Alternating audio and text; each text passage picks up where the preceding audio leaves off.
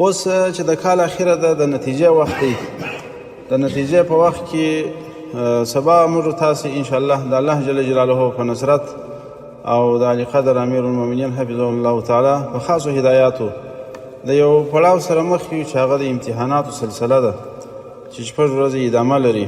په دغه سلسله کې دوه طرفه دي. یو طرف قدرمن نگرانان او ممتحنین او ناظرین دي او خدمه ملګري دي، او بل طرف ته هغه ځوانان دي، هغه علماء کرام دي، هغه طالبان دي چې موږ تاسو ته امتحان راکوي او دې ته حاضر سوي دي چې خپل استعدادونه موږ ته په لاس راکړي، موږ سره خپل معلومات او وړتیا شریکه کړي.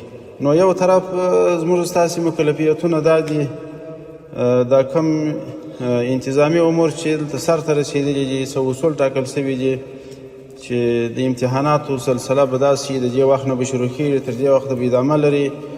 د یوه مسؤل دپاره به دومره فضلا او طلبه کرام هغه د نظارت لاندې، او دا امتحان کې به د دې مخنیوی به کېږي، د هغه مخنیوی به کېږي، نقل به نه وي، ټلیفون به نه وي، ورقه به نه وي، لکه مخکې چې یاداوري وسوه. یو دا طرف ته زموږ ستاسې قدرمنو علما کرامو او شیخ کرامو مسؤلیت دی. په دې اړه کې خو زما غوښتنه دا ده ستاسې قدرمنو څخه چې دا کم ضوابط او کم انتظامي امور تاسو ته حواله سوي دي، سپاره سوي دي، د هغه کلک رعایت وکړي او په ښه شکل یې تطبیق کړي، مخته یوسي. او دویمه خبره دا ده چې تر تاسو پورې تعلق لري دا د چا سره چې مخ یاست دا خورا قدرمن خلک دي چې هغه ټول طلبه کرام دي او علما کرام دي او د عزت خلک دي. الله جل جلاله یې موږ ته د شان بیان کړی دی، سید رسول صلی الله علیه وسلم یې د شان بیان راته کړی دی. ټول علما کرام یاست.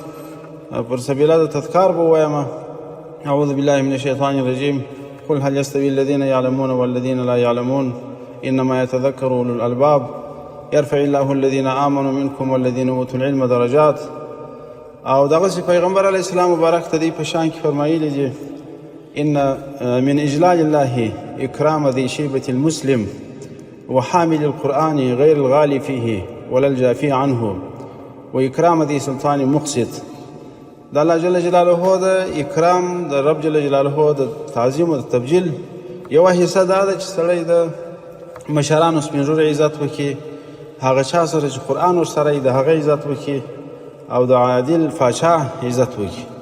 نو موږ که د دې علماو ښه عزت وکړي، ښه اکرام وکړي، دوی مو پر خپلو ځایو باندې ښه برابر کړه، د امتحان یې په ښه اطمینان باندې سر ته ورسوئ، موږ به د رب جل جلاله د تعظیم یو حساب ترسره کړي.